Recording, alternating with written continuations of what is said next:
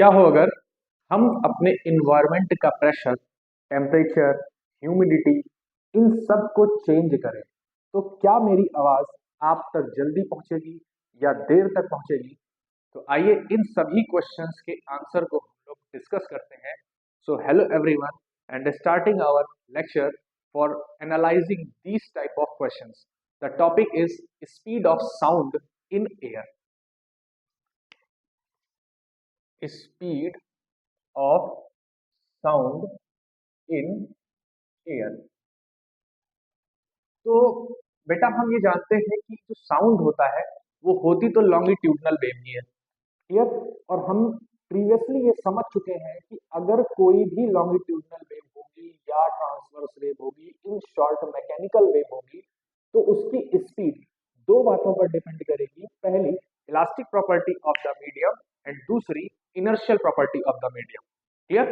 तो न्यूटन ने स्टार्टिंग में इसी चीज पर फोकस रखा और उन्होंने एक रिलेशन बनाया कि स्पीड ऑफ साउंड के लिए उन्होंने क्या कहा कि जो स्पीड होगी साउंड की, स्पीड ऑफ साउंड वो होगी हमारी root times of elastic property divided upon inertial property. और हम कल ये प्रूव कर चुके हैं या प्रीवियस लेक्चर में मैंने ये प्रूव किया हुआ है, जिसमें मैंने आपको पढ़ाया था speed of sound in solid, कि जो हमारी इनर्शियल प्रॉपर्टी है वो बेसिकली बेटा क्या है, डेंसिटी है ऑफ मीडियम। और इलास्टिक प्रॉपर्टी जो हमारे पास है वो हमारी हो सकती है यंग्स मॉडुलस या हो सकती है बल्क मॉडुलस।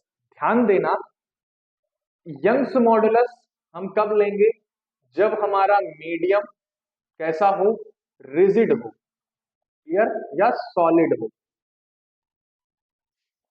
बल्क मॉडुलस हम कब लेंगे, जब हमारा मीडियम कैसा हो, फ्लूइड हो। तो अब मुझे ये बताओ कि जो हमारा एयर होती है वो फ्लूइड में आएगी कि रिजिड में? तो आप सीधे से बोलोगे कि सर दिस इज फ्लूइड। बात क्लियर है बेटा? तो इसका मतलब ये हुआ कि यहां पर क्या आने वाला है, बल्क मॉडुलस आने वाला है, क्लियर। अब ध्यान दो क्या बोला न्यूटन ने, एज पर न्यूटन की बात मैं कर रहा हूं, ध्यान से समझना बेटा इसे। न्यूटन एनालिसिस, जो स्पीड आई विंड की या साउंड की, वो इन्होंने बोला दैट इज प्रेशर और अपॉन डेंसिटी। डेंसिटी को मैं यहाँ पे रो लिख दे रहा हूं, दैट इज डेंसिटी। और सिंबॉलिक टर्म में अगर तुम लिखना चाहते हो तो ये लिखी जाएगी पी अपॉन रो। बात समझ में आई? ये न्यूटन की एनालिसिस थी। लेकिन ध्यान देना, न्यूटन से एक चीज यहां पर मिस्टेक हो गई। वो मिस्टेक क्या है अभी मैं आपको समझाता हूं, लेकिन उससे पहले ये समझ लो कि प्रेशर हमारा कैसे इलास्टिक प्रॉपर्टी बन रहा है, या ये कह लो बल्क मॉडुलस बन रहा है। मैं इस चीज को भी प्रूव करूंगा अभी, बट अभी एक बात को समझो कि ये जो रिलेशन है बेटा वो एक्सपेरिमेंटल डेटा के साथ फिट नहीं बैठता। दिस रिजल्ट, ध्यान से देखना, this result does not fits well with experimental data. तो बात ये उठी कि अगर ये डेटा से मैच नहीं कर रहा है तो इसका मतलब इसमें कोई ना कोई फॉल्ट है। उस फॉल्ट को करेक्ट किया लाप्लास ने, और उसी को बोला गया Laplace correction in this relation. तो लाप्लास करेक्शन क्या है बेटा, Laplace correction in speed of sound in air. इन्होंने सिर्फ एक टर्म इंट्रोड्यूस कर दिया इस पूरे फैक्टर में। वो टर्म क्या था, वो टर्म था गामा। और गामा क्या है, ये चीज थर्मोडायनेमिक्स में तुम जानते हो, सीपी अपॉन सीवी, या इसी को हम लोग बोलते हैं एडियाबेटिक गैस कांस्टेंट। क्या बोलते हो बेटा, एडियाबेटिक गैस कांस्टेंट। तो इसका मतलब क्या हुआ, इसका मतलब ये है कि कुछ ना कुछ एक्सपेरिमेंटली या इन नेचर बाय डिफॉल्ट कोई ना कोई गलती हो रही है न्यूटन सर से, जो कि बाद में करेक्ट हुई लाप्लास के द्वारा। और ये रिजल्ट्स जो हमें डेटा मिला वो डेटा एक्सपेरिमेंटली वेरीफाई होने लगा। बात समझ में आई? तो आइए जानते हैं कि इन सभी क्वेश्चंस में या न्यूटन सर से कौन सी गलती हुई थी या इन्होंने कौन सी डिफॉल्ट कर दी है, इन सब चीजों को समझते हैं, लेकिन हमारा बेसिक फंडा क्या है?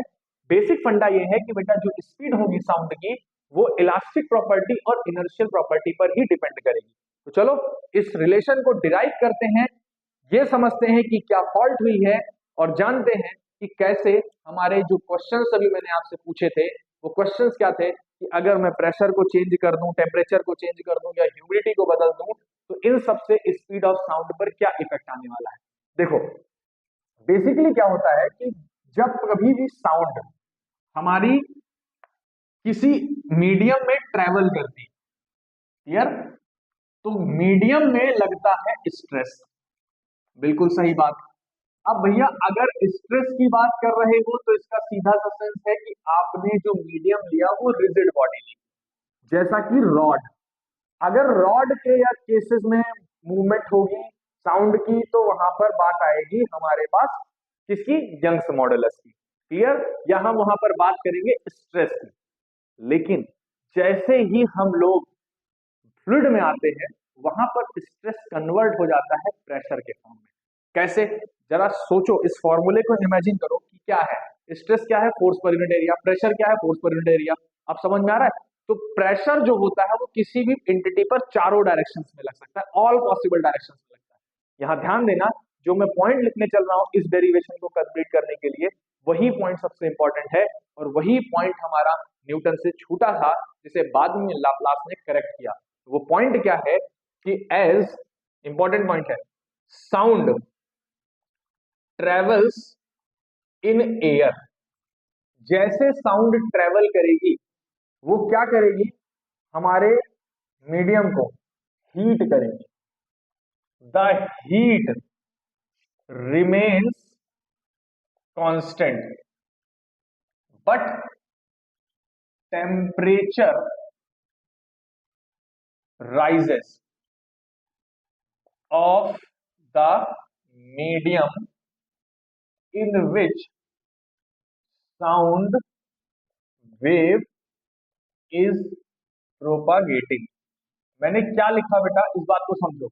मैंने ये लिखा कि जिस मीडियम में साउंड वेव ट्रेवल कर रही है उस मीडियम में हीट हमारी कांस्टेंट होगी, लेकिन टेम्परेचर हमारा क्या करेगा? वेरी करेगा। और आपने ये जानते हो कि जिस भी प्रोसेस में हीट कांस्टेंट हो गई वो प्रोसेस हमारा क्या हो गया? एडियाबैटिक प्रोसेस हो गई। और टेम्परेचर बदल रहा है तो वहां पर हम टेम्परेचर वेरिएशन को मेजर करेंगे। बात समझ में आई? तो देखो ये पॉइंट इंपॉर्टेंट था, हीट रिमेन्स कांस्टेंट।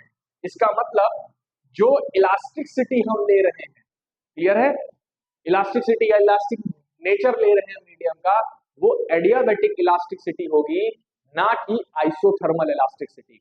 यही वो पॉइंट है जो न्यूटन से मिस हो गया था जिसे लाप्लास ने करेक्ट किया। तो यहां पर देखो इसका इफेक्ट क्या आया, इसका कंक्लूजन क्या आया, इसका रिजल्ट क्या आया।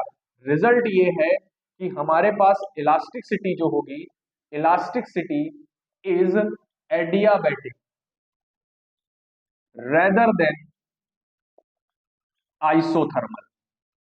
बात समझे? अब यहां ध्यान देना, बात हो रही इलास्टिसिटी की, अभी मैंने फॉर्मूले में लिखा है elastic property of the material. समझ में आ रही चीजें?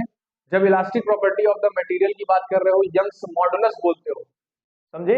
उसे आप बोलते हो modulus of rigidity, modulus of plasticity, या जो भी आप बात करते हैं, modulus in shape, modulus in size, ये चीजें आती है ना, तो बल्क मॉडुलस। तो इसी चीज को हम लोग यहाँ पर ध्यान दे रहे हैं कि जो भी इलास्टिसिटी कंसीडर की जाएगी वो एडियाबैटिक कंसीडर की जाएगी, आइसोथर्मल कंसीडर नहीं की जाएगी। समझिए इस बात को। तो फॉर आइसोथर्मल प्रोसेस, जो प्रोसेस हमारे पास है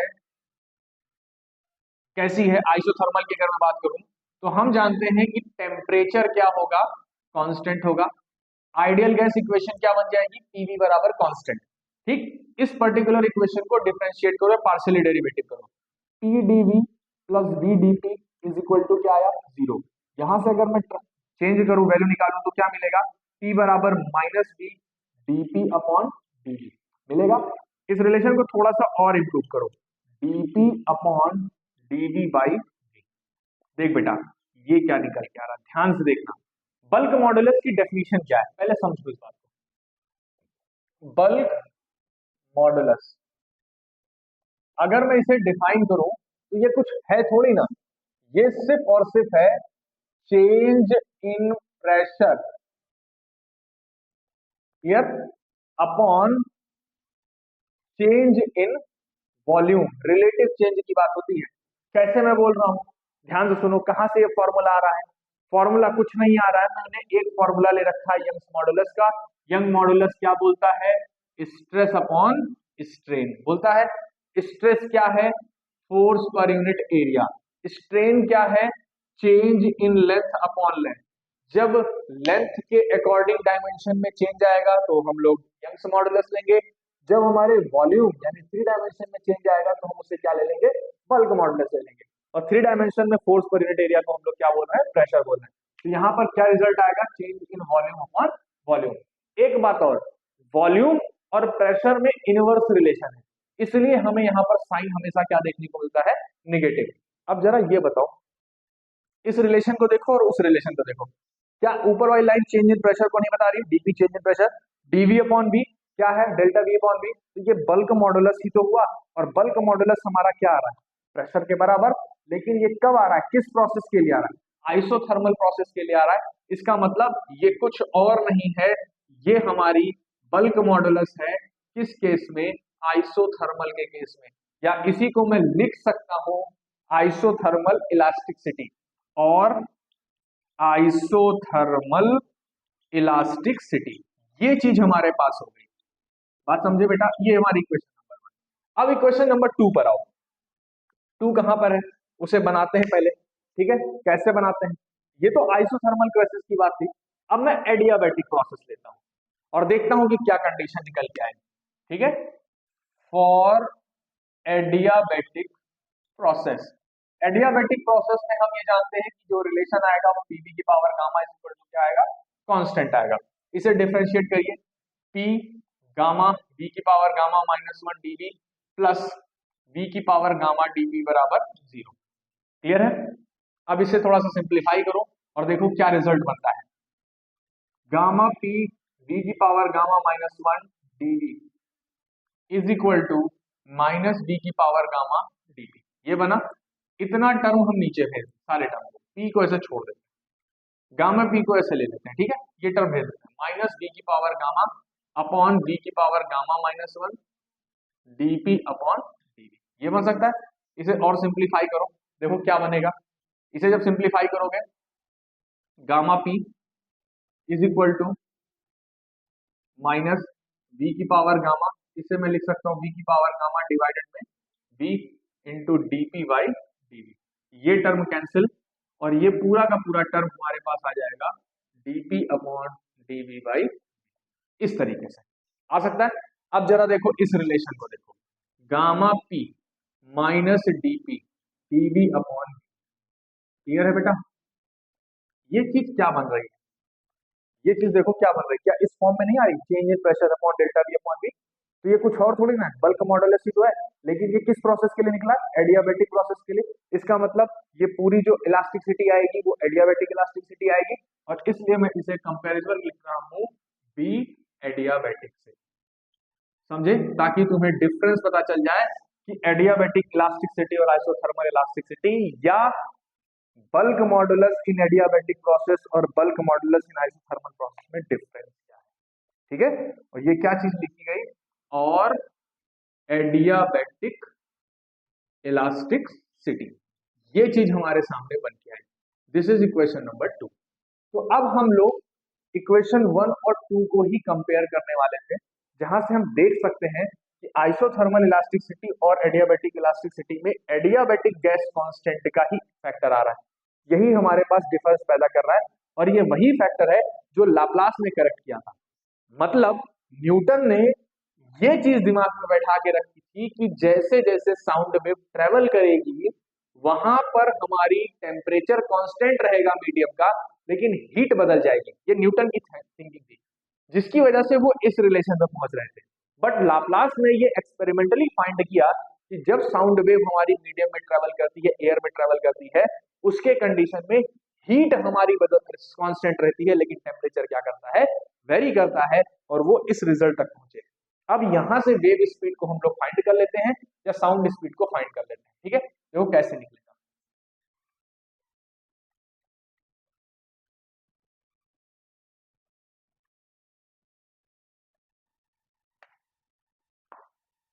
वही फॉर्मूला अप्लाई करना है जो अभी तक करते आए हैं, that is sound speed is equal to, यहां पर लिखोगे adiabatic elasticity divided by density.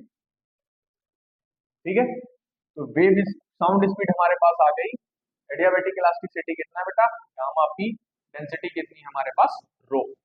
ये है हमारा exact formula. This is exact formula. इसी को हमें रिमेंबर करना है या इसी को ध्यान रखना है।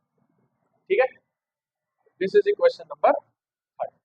तो ये थी, that is speed of sound in air या गैस।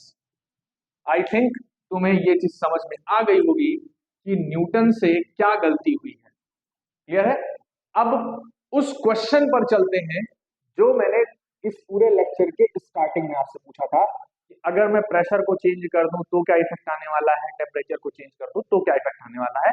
इन सब क्वेश्चंस का आंसर भी यहीं पर मिलेगा। ठीक है, देखो कैसे मिलेगा।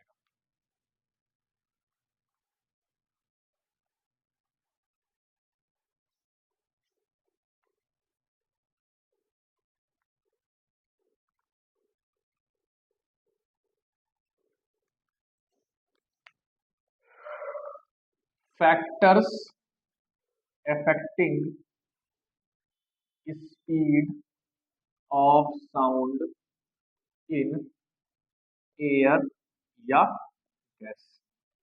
कौन कौन से फैक्टर हैं जो स्पीड ऑफ साउंड को इफेक्ट कर सकते हैं। ठीक है, सबसे पहला चलो प्रेशर की बात करते हैं। First, pressure. ठीक है, तो देखो हम लोग ये जानते हैं कि आइडियल गैस इक्वेशन वो कुछ इस तरीके से लिखी जाती है, पीवी बराबर एनआरटी। ये है हमारी आइडियल गैस इक्वेशन। ठीक है, नंबर ऑफ मोल्स को हम लिख सकते हैं given mass upon molar mass, लिख सकते हो। तो यहां से हम प्रेशर को इस तरीके से लिख सकते हैं कि नहीं लिख सकते, ये बताओ। Mass per unit volume RT by M. Mass per unit volume कुछ और नहीं होती, डेंसिटी होती है। तो आरटी बाई एम हमारे पास आ गया। ठीक है, और प्रेशर अपॉन डेंसिटी की वैल्यू हमें मिल गई RT upon M.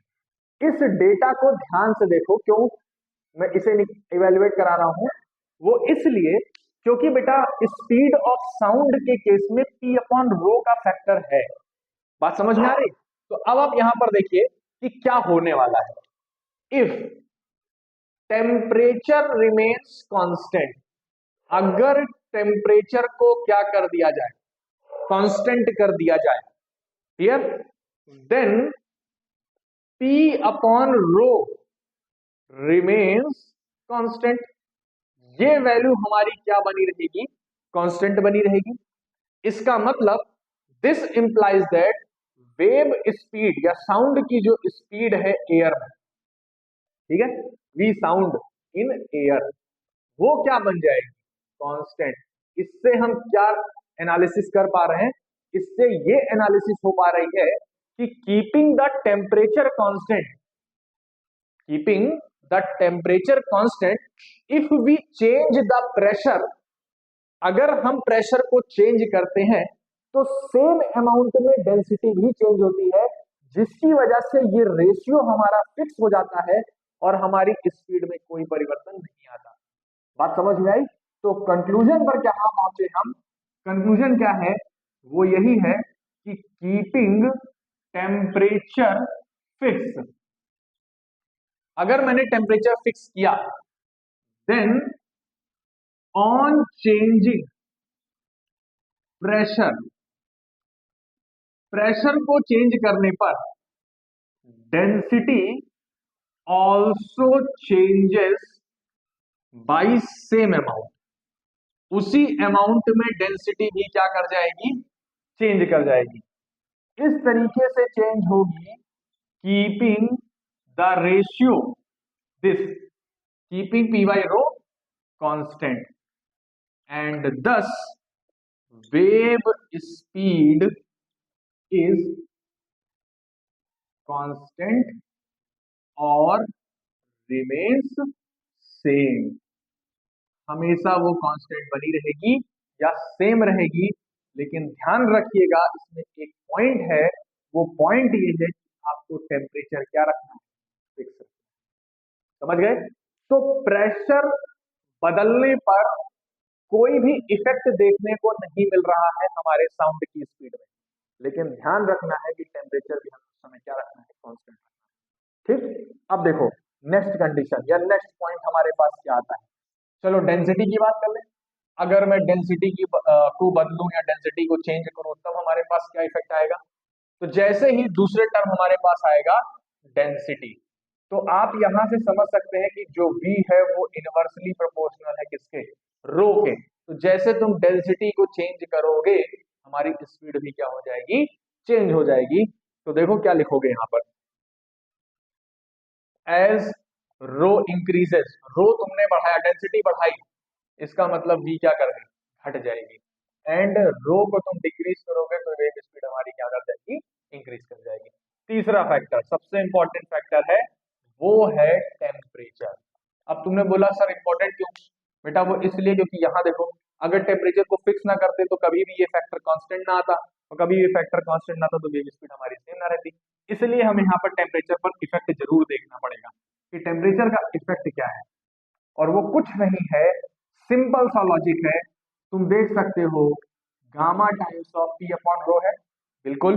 P upon रो की वैल्यू कितनी है बेटा, देखो इक्वेशन नंबर 4 से, gamma times of R T by M. Gamma is adiabatic gas constant और R is gas constant, M is molar mass, T is temperature. यहां से हमें देखने को मिला कि v is directly proportional to root T. जैसे जैसे टेम्परेचर बदलता जाएगा हमारी वेव स्पीड भी क्या होती जाएगी, चेंज होती जाएगी। अभी हम यहाँ पर एक पॉइंट और फाइंड करेंगे, वो पॉइंट ये है कि कितना डिफरेंस आता है अगर मैं 1 डिग्री सेंटीग्रेड टेम्परेचर चेंज करूं। मतलब मान लो कि अगर हमारे पास 0 डिग्री सेल्सियस टेम्परेचर था किसी जगह पर, या जिस जगह पर हम यहाँ पर खड़े हैं, उस समय वेव स्पीड कुछ नहीं होगी। ठीक, अब मैंने कुछ टेम्परेचर बढ़ा दिया, मान लेते 1 डिग्री सेल्सियस हमने राइज कर दिया टेम्परेचर, तो कुछ वेव स्पीड आएगी, साउंड की स्पीड आएगी। अब हमें ये देखना है कितनी राइज करे, तो ये चीज यहीं से समझ में आती है।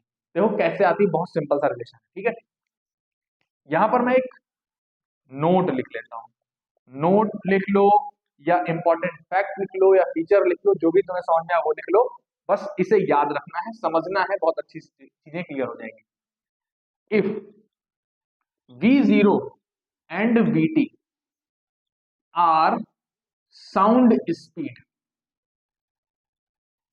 in gas at 0 degree Celsius and T degree Celsius temperature respectively।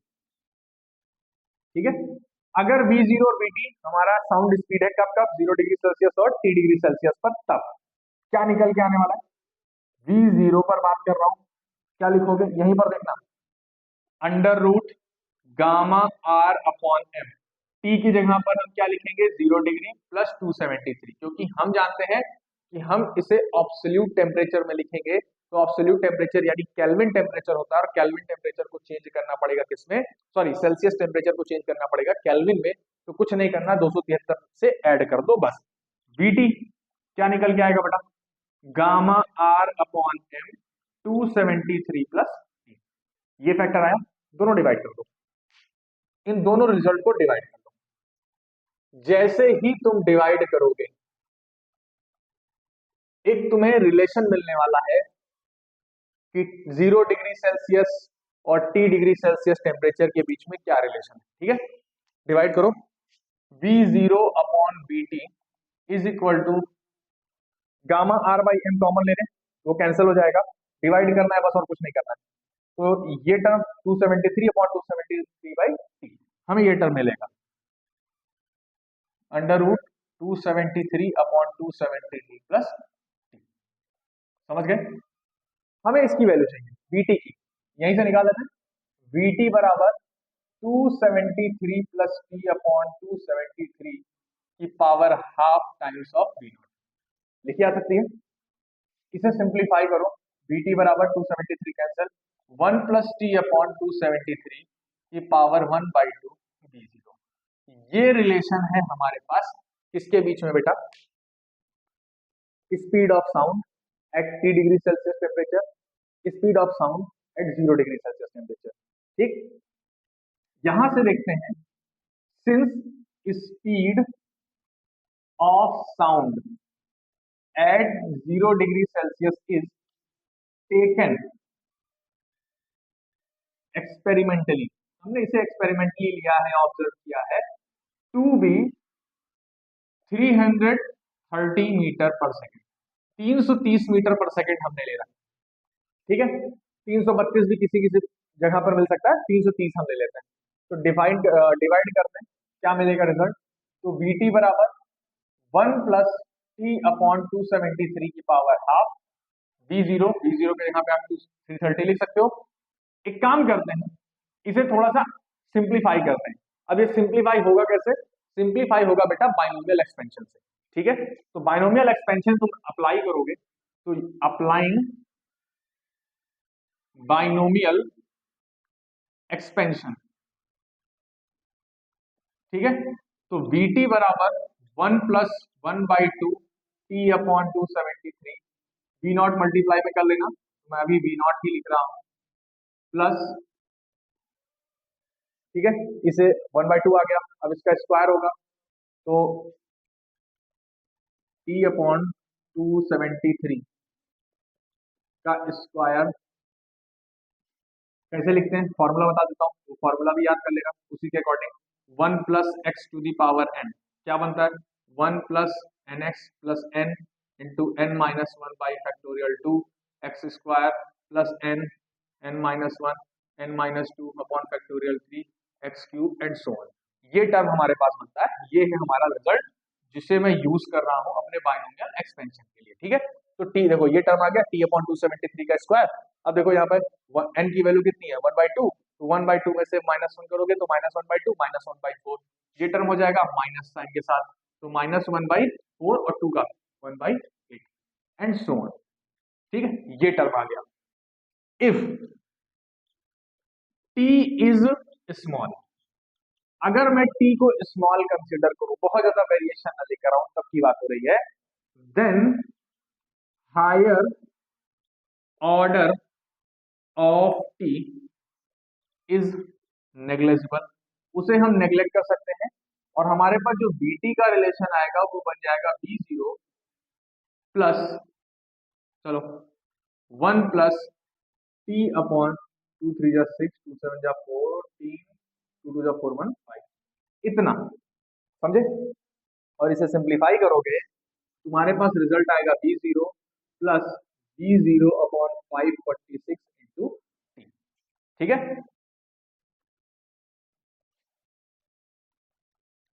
और यहां से हम लोग इस एनालिसिस पर पहुंचेंगे। देखो किस एनालिसिस, सिंप्लीफाई करो, तो V T minus V zero बराबर V zero upon 546 times of T.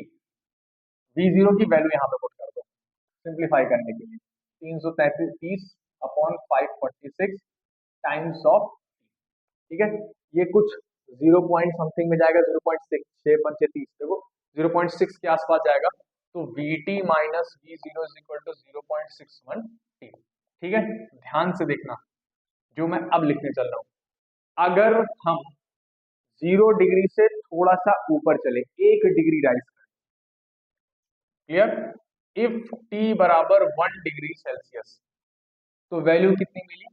We T minus V zero बराबर 0.61 मीटर पर सेकेंड। मतलब ये है कि 1 डिग्री सेल्सियस टेम्परेचर राइज करने पर जो स्पीड होती है, जो स्पीड में चेंजमेंट आती है, वो कितने फैक्टर से आती है? 0.61 मीटर पर सेकेंड के फैक्टर से चेंज हो जाती है। तो with rise in 1 degree Celsius temperature, the sound speed changes by 0.61 metre per second. इतने फैक्टर के साथ हमारी स्पीड में क्या आएगा, चेंजमेंट आएगा। क्लियर? और अगर किसी पर्टिकुलर टेम्परेचर पर निकालना है तो आप इस रिलेशन को इस्तेमाल कर लो, आपको ये रिजल्ट मिल जाएगा। तो ये दोनों रिजल्ट हमारे पास, ये रिजल्ट तो मैंने इसलिए बनाया ताकि तुम्हें ये समझ में आ जाए कि T बराबर 1 डिग्री सेल्सियस टेम्परेचर चेंज करोगे तो कितना फैक्टर चेंज होगा। और ये रिजल्ट हमारा इसलिए है कि अगर तुमसे पूछा जाए कि टेम्परेचर दे दें, तुमसे कहा जाए कि इस टेम्परेचर पर कितनी स्पीड होगी, तो आप इस रिजल्ट का इस्तेमाल करेंगे। ठीक, तो कौन कौन से फैक्टर हो गए बेटा? एक फैक्टर हमारे पास हो गया प्रेशर का, एक फैक्टर हो गया हमारे पास डेंसिटी का, एक फैक्टर हो गया टेम्परेचर का।